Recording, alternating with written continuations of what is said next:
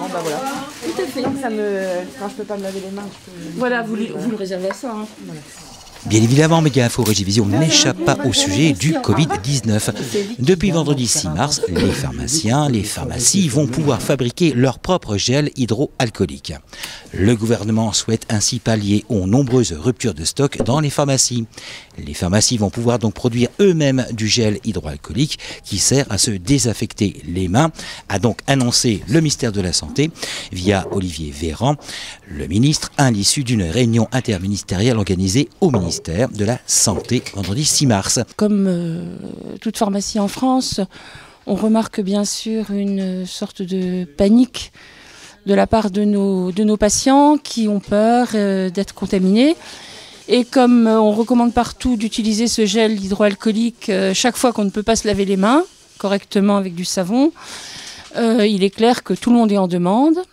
Donc tous nos fournisseurs ont épuisé leur stock. Pour nous, il est actuellement impossible de s'en procurer. L'État nous a donné vendredi dernier, en fait le ministère de la Santé nous a donné vendredi dernier l'autorisation de le fabriquer nous-mêmes, ce que nous avons fait avec les produits dont nous disposions. Mais malheureusement, il est actuellement de la même manière quasiment impossible de se procurer les matières premières pour continuer à le fabriquer. Je pense que ça va sans doute être réapprovisionné, mais c'est sûr que notre approvisionnement est compliqué. On a mis à peu près 1 heure du temps de faire les calculs hier à peu près. Dans chaque compartiment, on a 85 ml, mais on l'a fabriqué en 1 litre, nous, pour que ça soit fait directement et un peu plus vite. Du coup, dedans, on a mis de l'alcool à 90, de la glycérine, des huiles essentielles de menthe, de l'eau purifiée, de l'eau oxygénée à 3%. J'ai fabriqué avec des flacons de 85 ml que j'avais en stock chez moi et j'en ai fabriqué à peu près une dizaine de litres. En tout, j'ai fabriqué une dizaine de litres de solution hydroalcoolique. Reste le problème du conditionnement du produit et de réapprovisionnement des flacons, tant et si bien que les pharmacies demandent, pour la plupart, aux usagers de rapporter leurs flacons vides. On a conseillé pour les gens qui avaient des contenants qui étaient vides de les apporter pour qu'on ne puisse éventuellement les remplir avec la matière première, avec le produit que nous avons fabriqué.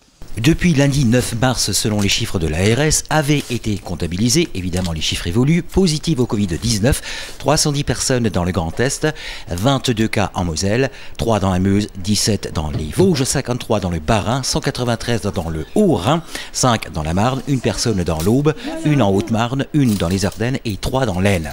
Conformément aux dernières directives présidentielles et gouvernementales, les écoles, les crèches, services périscolaires sont fermés à partir de ce lundi 16 mars pour une durée indéterminée. On sent donc les inquiétudes monter, notamment en grande surface, où bon nombre de personnes constituent des stocks. En tant que professionnel de la santé, quelles sont les questions, les inquiétudes au sujet du Covid-19 posées au sein d'une pharmacie? L'inquiétude des gens, je la juge à peu près de façon stable. Il n'y a pas énormément, mais bon, c'est quotidien et il ne se passe pas à la pharmacie un quart d'heure, 10 minutes à quart d'heure avant qu'on nous en parle, tout au long de la journée. Et on vous rappelle à ce sujet que les informations de prévention sont donc disponibles sur le site du gouvernement. Information coronavirus. Pour vous protéger et protéger les autres du coronavirus, adoptez ces gestes simples. Lavez-vous très régulièrement les mains ou utilisez une solution hydroalcoolique. Toussez ou éternuez dans votre coude ou dans un mouchoir. Utilisez des mouchoirs à usage unique puis jetez-les. Saluez sans serrer la main et évitez les embrassades. Plus d'informations au 0800 130 000 ou sur gouvernement.fr. Ceci est un message du ministère chargé de la Santé et de Santé publique France.